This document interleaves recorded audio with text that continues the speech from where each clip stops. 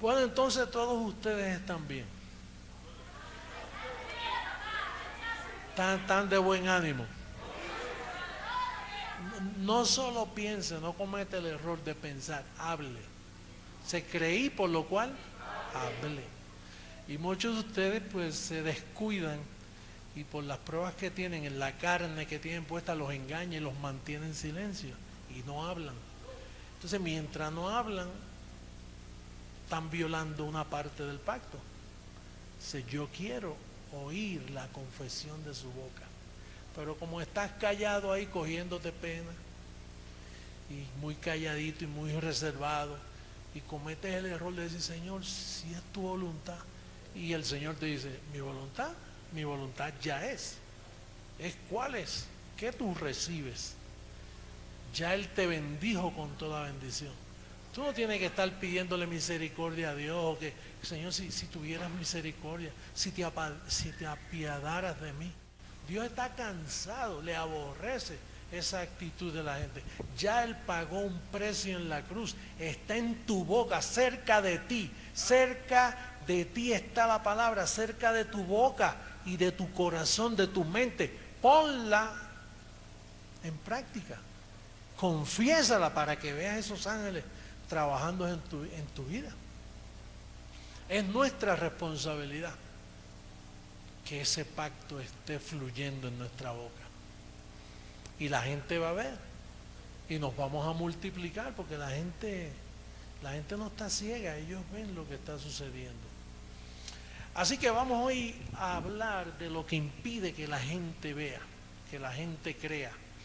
Bueno, vamos a comenzar por Isaías 25, versos 7 al 9. Isaías capítulo 25. Me gusta como el profeta ya había dicho que esto iba a suceder. Y vemos que ya sucedió en todas las naciones. Dice, vamos por el verso 6, 7, bien. 7, sí. Si lo pudiera subrayar sería eso. Dice, y el Señor destruirá en este monte la cubierta con que están cubiertos todos los pueblos y el velo que envuelve a ¿quién? Las naciones no estaban todavía desarrolladas y multiplicadas cuando el profeta dijo eso, porque eso es un evento que iba a tomar lugar. Dice, destruirá la muerte para siempre y enjugará el Señor toda lágrima de todos los rostros y quitará la afrenta de su pueblo de toda la tierra, porque el Señor lo ha dicho. Y se dirá en aquel día, he aquí, este es nuestro Dios. Le hemos esperado y nos salvará. Este es el Señor a quien hemos esperado. Nos gozaremos y nos alegraremos en su salvación. Ellos esperaban un Dios que se iba a manifestar en las naciones, que lo iban a poder ver en ese día cuando Él iba a destruir la cubierta. Esa cubierta hemos entendido que por todos estos 2000 años la cubierta es la cubierta de Moisés, porque los 10 mandamientos todavía están en pie para la mentalidad de todos los llamados cristianos. Los católicos, ellos piensan y creen que pueden cumplir los mandamientos, o se espera que tú los cumplas, y los religiosos o evangélicos también esperan poder cumplir esos mandamientos. El apóstol Pablo dice, luego por la fe invalidamos la ley. Fíjate si la fe es diferente a la ley, que él dijo, es por fe, ya no es por ley, no observen a Moisés. Pero entonces él dijo, luego por la fe invalidamos la ley. No, la cumplimos. Porque la intención de tu corazón, el escogido, aunque sea una persona que se haya portado mal, aunque sea una persona que se esté portando mal actualmente, el escogido en su interior se deleita en la ley de Dios. Y él él aprueba el primer mandamiento: no matará, o no adulterará, no desearás la mujer del prójimo. Todos esos mandamientos, cada persona escogida los anhela. Al tú anhelarlo, por anhelarlo, en fe, se te imputa como que ya los cumpliste. Por eso es que dice, por la fe y cumplimos la ley. Quiere decir que todos nosotros hemos ya pasado esos 10 mandamientos. Estamos supuestos a vivir por fe y no por la ley de Moisés, porque el fin de la ley es Cristo. Ahora, esa cubierta tenía que ser destruida. Pablo puso un fundamento que la pudo destruir: el evangelio de la incircuncisión. Pero como ese evangelio no se pudo practicar, porque ese evangelio de Pablo, el de la incircuncisión, fue mezclado con las doctrinas de Jesús de Nazaret. Por eso es que es una cubierta y un velo que será destruido. Y nunca se pudo destruir. En la manifestación de mi Padre en mi vida, ahí fue que comenzó. Primero tuvo que destruir la cubierta en mí, en mi mente, porque yo soy un velo de carne que tengo que aprender.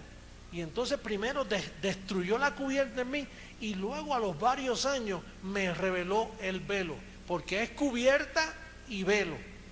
Entonces me descubrió Romanos 7:4, cuando dice: para que seáis del otro, del que resucitó de los muertos.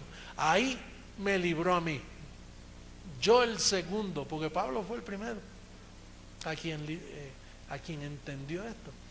Pero Pablo partió, lo mataron en Roma y no hubo más fruto. El cristianismo acabó con Pablo en aquel tiempo. Luego el cristianismo esperó 2000 años y comenzó conmigo. Yo soy el primer cristiano después de 2000 años. Y luego en secuencia todos ustedes estamos ahí en la misma gloria, porque ahora podemos llamarnos cristianos, porque se nos ha quitado el velo de Jesús de Nazaret. Pero mientras el evangelio de la incircuncisión no apareciera, no hay cristianismo. Pero hay espacio para que ellos vengan, y a haber muchos más. Yo recibo que antes de la transformación, Bolivia va a estar lleno de este evangelio por todas partes.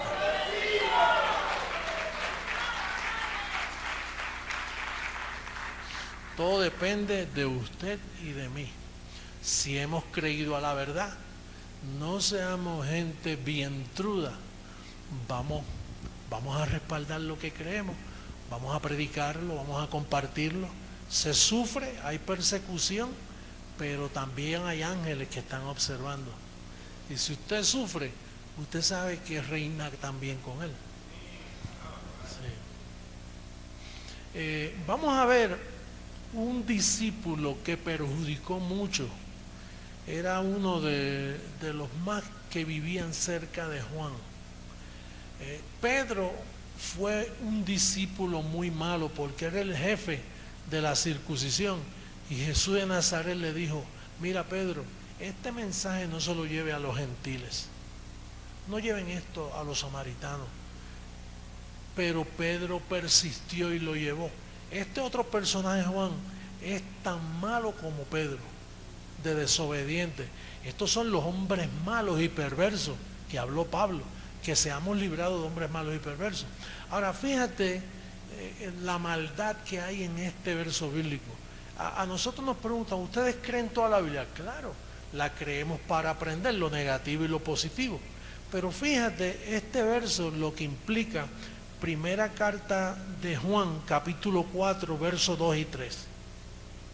Dice, fíjate lo que dijo Juan, atienda bien, esto es 90 años después de Cristo. 90 años. A Pablo ya lo mataron en Roma.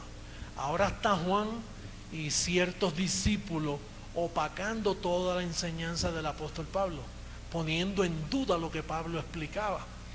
Y entonces él dice esto, y eso parece muy cristiano.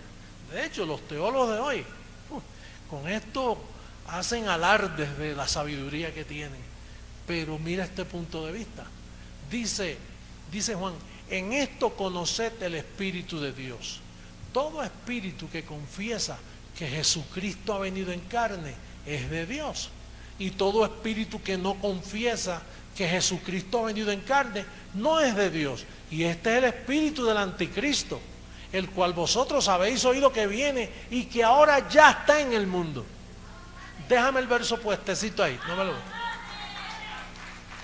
Fíjate, lo que Pablo está diciendo ahí es lo que Juan escribió ahí es como acusando a Pablo. Tengan cuidado que Pablo no cree que él ha venido en carne. No, Pablo creyó que él vino en carne hasta la función de morir por los pecados y quitarlos. Pero no es que él iba a seguir siendo observado en carne por el resto de la humanidad, porque ese velo tuvo una manifestación para darle lugar al segundo manifestación, que fue el resucitado, y luego la tercera manifestación, que es Jesucristo hombre. Pero entonces con eso, y cuando dice ya está el anticristo, estaba hablando de Pablo. ¿Por qué? Porque Pablo le decía, mira, si a Cristo conocimos según la carne, ya no lo conocemos así. Y Pablo siempre decía, Cristo en los días de su carne, dando a entender que hay dos funciones: Cristo en los días de su carne y Cristo en los días del Espíritu. Cuando ya resucitó, ya no puede seguir mirando a Cristo en los días de su carne. Pero Juan estaba enamorado de esa manifestación de Jesús de Nazaret y quería persistir poniendo en las mentes de ellos: te tiene que confesar que nuestro Jesucristo vino en carne, está en carne, seguimos mirándolo en la carne. Y eso fue lo que causó el velo de las naciones. Por eso es que Isaías dice, en aquel día destruiré la cubierta de los pueblos y el velo que embarga a todas las naciones. Oye, qué especial eres tú, que a ti te quitaron ese velo, que tú puedes entender eso. Pablo lo confesó, todo el mundo lo ha confesado. Yo confieso que él vino en carne, y usted también. Él tuvo 33 años de carne, pero después de 33 años, ¿usted se va a quedar estancado en 33 años? Que ahí es donde está estancado los pueblos. Por eso es que están en falsedad, porque siguen mirándolo en la carne. Y usted no puede mirar a Jesús de Nazaret más en la carne. Toma tiempo, pero una persona que verdaderamente quiera la verdad, que esté buscando la verdad, te puede dar oído a ti un rato. Dice, dame oído, déjame explicarte dónde es que está el misterio. Por eso fue que Daniel dijo, en aquellos días los sellos se abrirán. Y eso es lo que estamos haciendo aquí, abriendo sellos, destapándolo, para que tu entendimiento sea alumbrado y tú estés establecido en cosas verdaderas.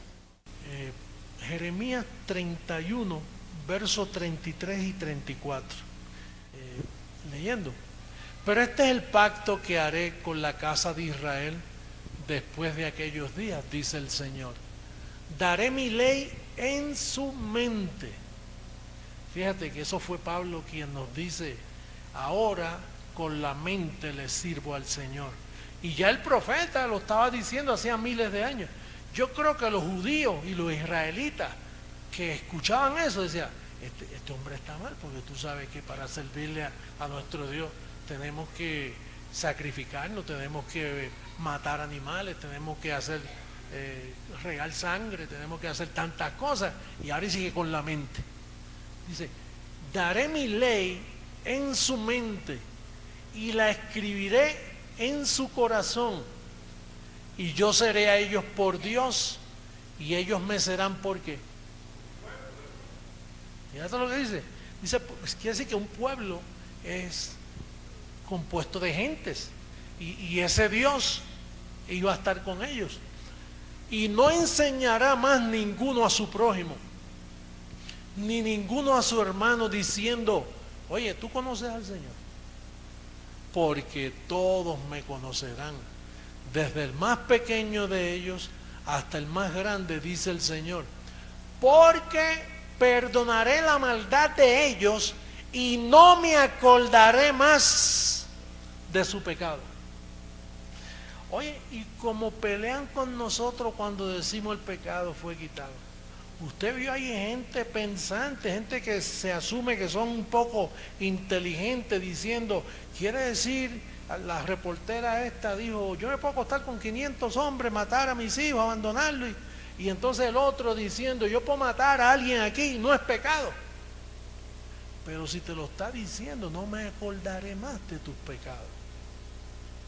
Si haces mal, nosotros no estamos llamados a hacer mal, estamos llamados a dar buen testimonio, a vidas que den ejemplo. Nosotros no aplaudimos la maldad. Lo que pasa es que los bendecidos que son escogidos traen maldad con ellos y parece que amamos la maldad, porque en lo que se salen de ella tenemos que seguir amándolo y no conociendo en carne. Yo no voy a sacar a nadie de una reunión porque me diga, mire, este hombre está así, está así, está así. Pero está diciendo bendecido, está diciendo que estoy completo. Sí, pero mire cómo está viviendo. Pues dale un tiempito en lo que se le manifieste el espíritu de dominio propio y de amor y de poder. No hay apuro. Tú sabes que la meta tuya cuál es: andar en limpia conciencia, andar en dominio propio, andar en ese bello testimonio que Dios nos ha llamado a dar, pero no para ser salvo, porque somos salvos. Allá es para ver si eres salvo, acá es porque ya lo tienes todo, porque ya te bendijo con toda bendición.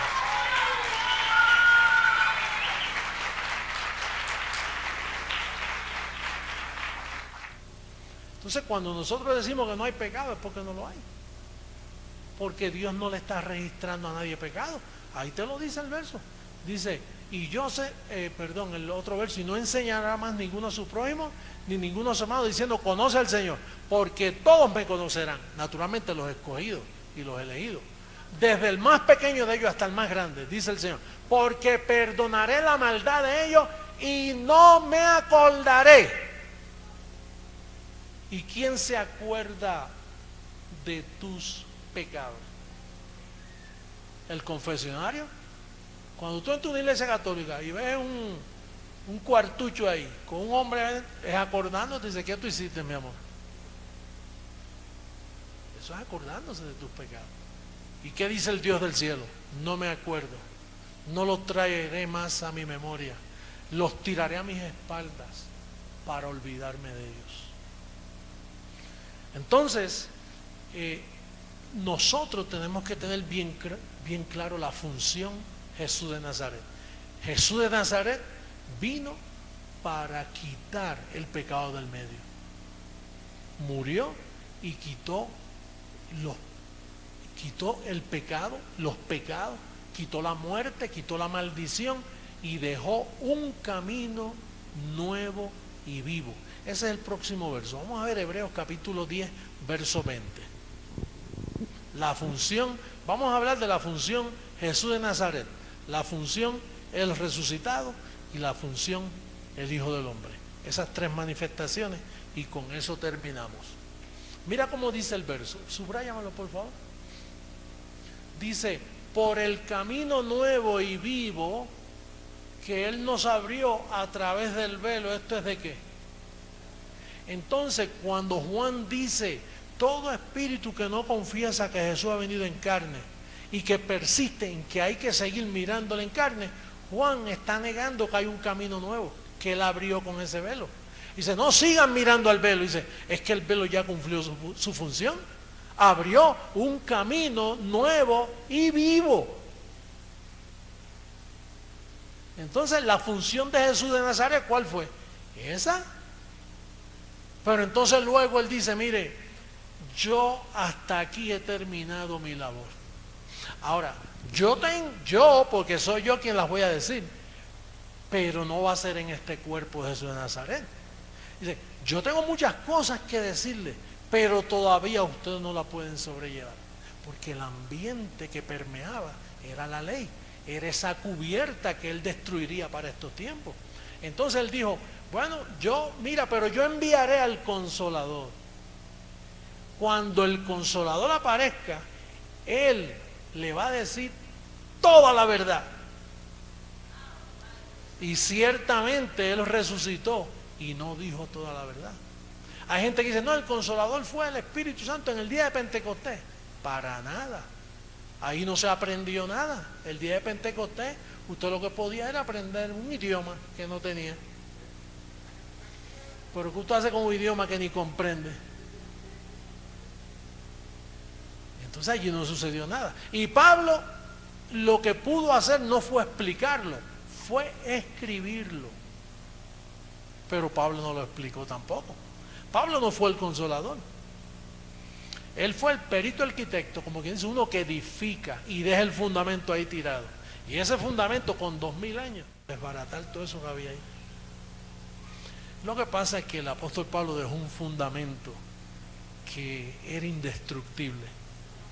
Y ese fundamento era para la tercera manifestación. Está Jesús de Nazaret, cumplió su propósito.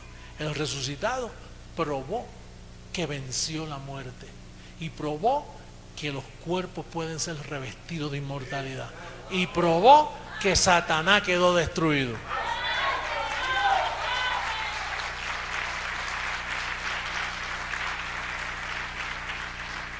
Pero luego faltaba una última manifestación.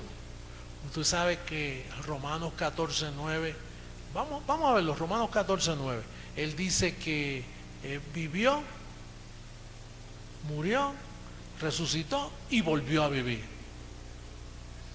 Entonces esa tercera manifestación hacía falta porque él tenía que venir a andar entre nosotros. Él necesitaba explicarlo, el evangelio que estuvo escondido. Porque Cristo para esto murió y resucitó. Y ese volvió a vivir. ¿Cuánto tiempo tardó? 2000 años. Y volvió a vivir para ser Señor así de los muertos como de los que viven. Así que esa manifestación era la última que quedaba de toda la historia bíblica. Y ahora ya estamos llevando el propósito y la gente siendo alumbrada para que comprendan su función aquí en la tierra. Ya Él volvió, ya Él está en medio nuestro, ya está en medio de la iglesia.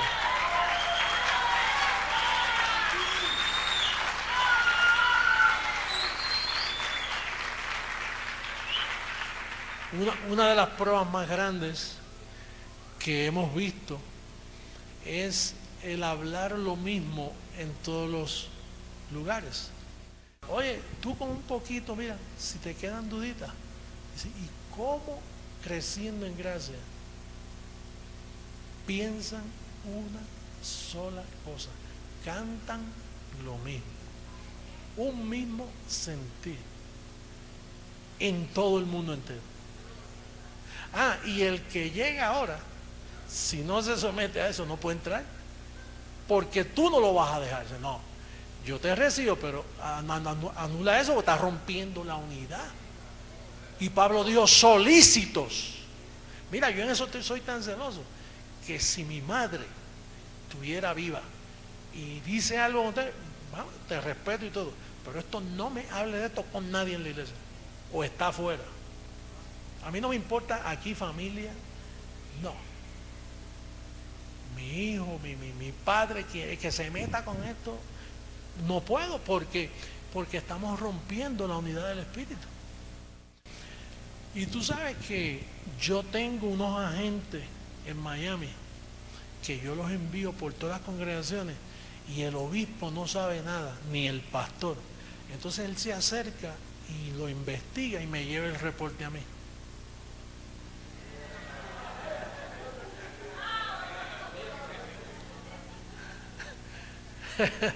¿Tú sabes quién es esa gente? Ese agente es la iglesia. Porque la iglesia, cuando ve que no es lo mismo que sale en la pantalla o que sale aquí, inmediatamente esa voz corre por un email y llega aquí, llega allá, inmediatamente, porque hay que conservar ¿qué?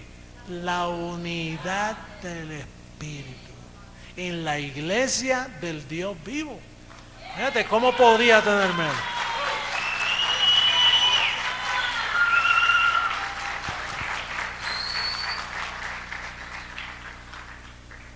Por eso, el mundo no sabe el poder que se está levantando entre nosotros. Por eso nosotros somos un gobierno indestructible. Esto no es algo que nadie puede romper, nadie. El sistema lo rompe una bobería o a alguien le sucedió algo y ahí se descompuso esa iglesia y se va la gente para las casas. Y hay gente cansada de esos malos testimonios. Hay gente yo he conocido gente que me ha dicho, yo no quiero saber de iglesia. Yo amo a Jesucristo y me encanta ver prédicas y escucharlas por televisión, pero no me hable de reunirme porque mira, yo fui a una iglesia y por poco me despellejan. ¿Por qué? Porque una iglesia que no tiene la unidad del Espíritu ya violó el primer principio. Número 2, una iglesia que conoce a sus miembros conforme a la carne. Segundo principio violado. Y así por el estilo, la iglesia del Señor Jesucristo es un órgano lindo, perfecto, digno de admirar. La amada de Jesucristo, la esposa de Jesucristo, la ataviada, la que está ataviada.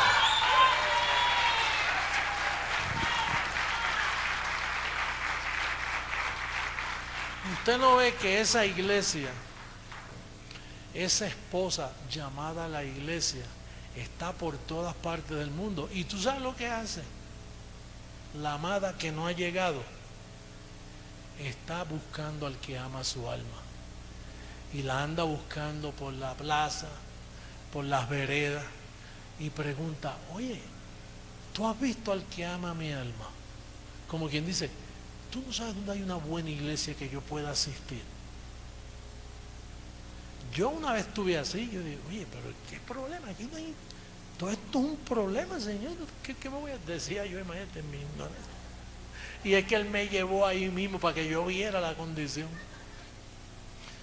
Y entonces anda por todas partes del mundo diciendo, ¿dónde está el que ama mi alma? Y cuando encuentra al que ama su alma, mira, va y se recuesta con su esposo y le dice, amado mío, séllame en la frente, ponme como un tatuaje en mi brazo, porque halló a quien ama su alma. Bendecidos de Bolivia, contemplo un crecimiento para todos ustedes bien bello. Vamos a estar en pie, los músicos vayan pasando.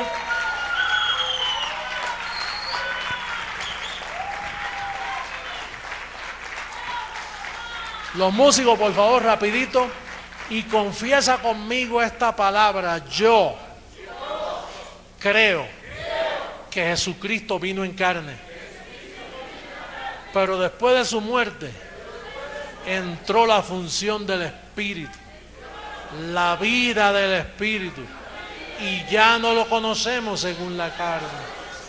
Confieso la unidad del Espíritu en mis hermanos.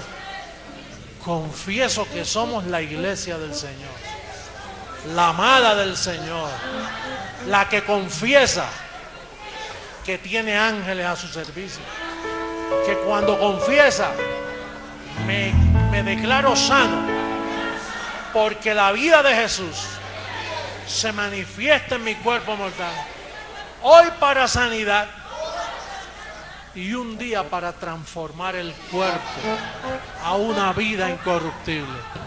Nos vemos mañana. Bendecidos. Los quiero mucho.